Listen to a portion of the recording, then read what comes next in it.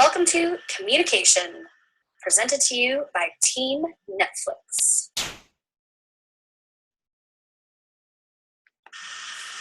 Today, our topic of conversation is communication. Now, the first thing that comes to mind when we talk about communication is people. Therefore, being communication, the process by which information is transferred and understood between two or more people. We're modeling that behavior right now as I am the presenter and you are the listener of this presentation. The critical part about communication is the channel or the medium through which information is transmitted. There are two types of communication channels. One is verbal and the other is nonverbal. Verbal, of course, means any communication in the means of oral or written through words. And nonverbal, obviously, is body language and visual.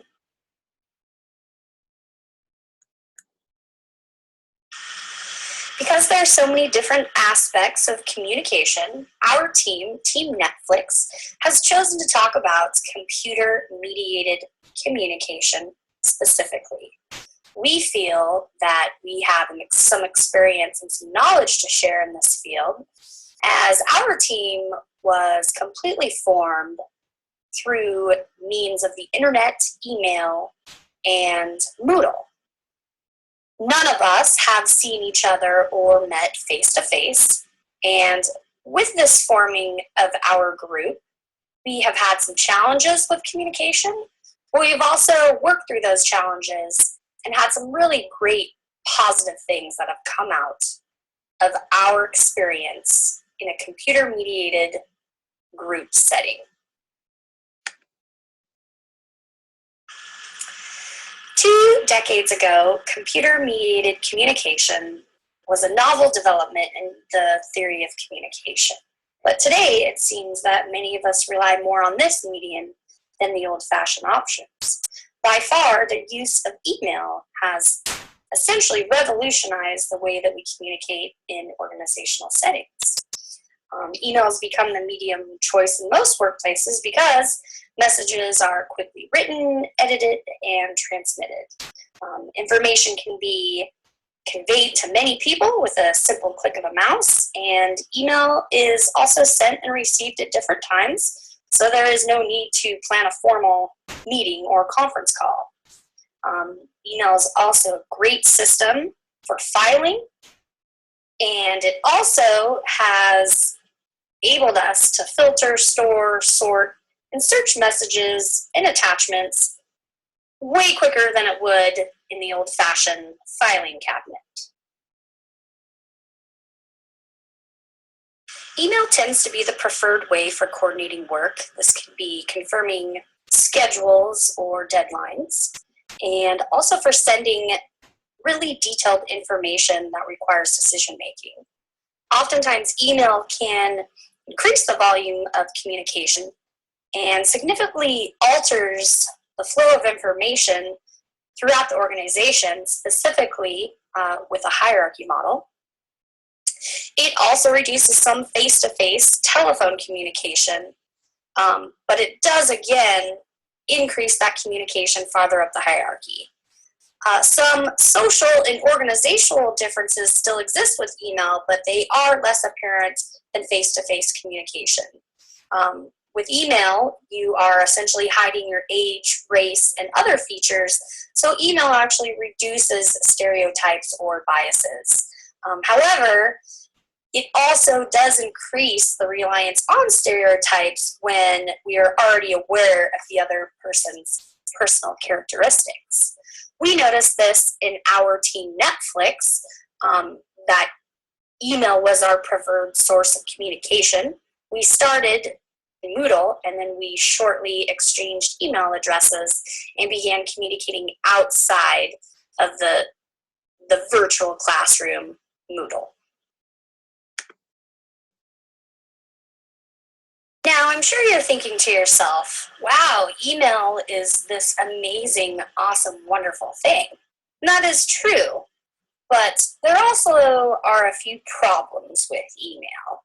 The first one of those being is that it is a poor way to communicate emotions. Without seeing a person's face and their facial expressions, and without hearing the emotions behind their words and the tone of their voice, this lacks a certain warmth or feeling to communicating and conversating with others, peers, and coworkers. There are ways you can try to clarify your emotional tone. For example, using key phrases as wonderful to you or hope you're having a great day.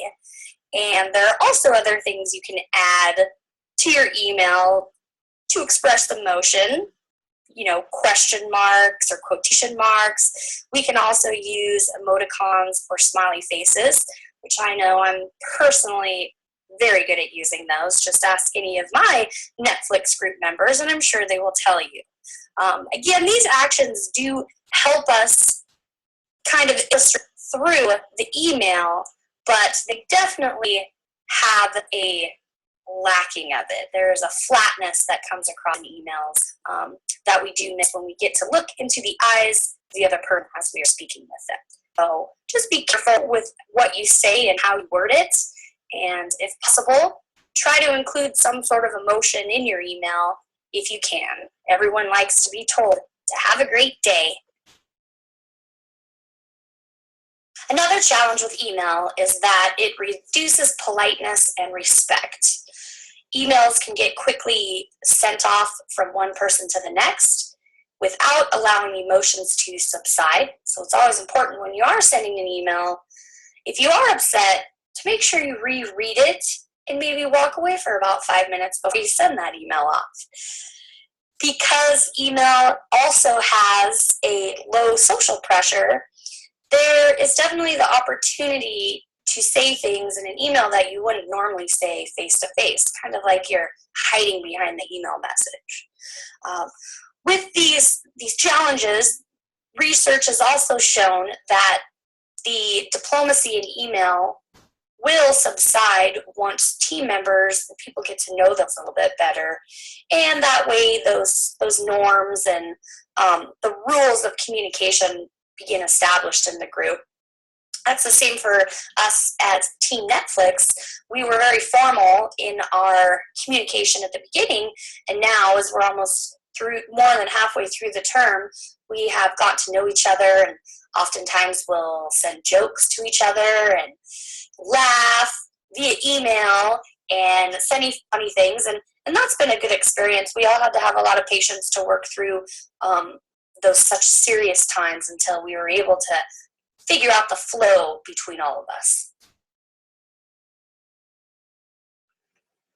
Another thing to be aware of when utilizing email is that it is not the best medium for complex situations. What this means essentially is that when conversations get heated or if they get a little messy, it's best to stop emailing at that point and start talking, preferably face-to-face.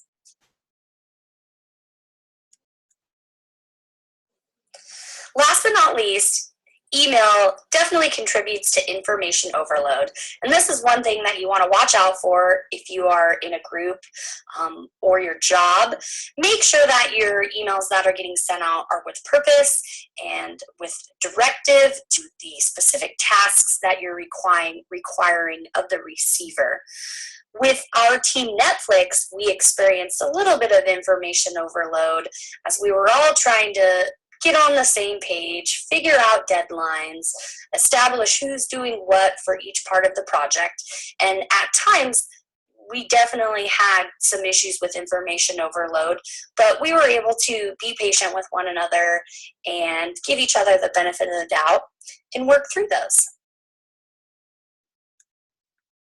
Well, as we round up our conversation today about computer-mediated communication, us at Team Netflix want to leave you with a couple of recommendations for the future. First off, make sure that you are combining several related points into one email instead of 50 because you can reduce the amount of emails sent in one day. Secondly, always utilize everyone in the group when commuting by email. It is important to ensure that all necessary people are in on the email so that they can be part of the project.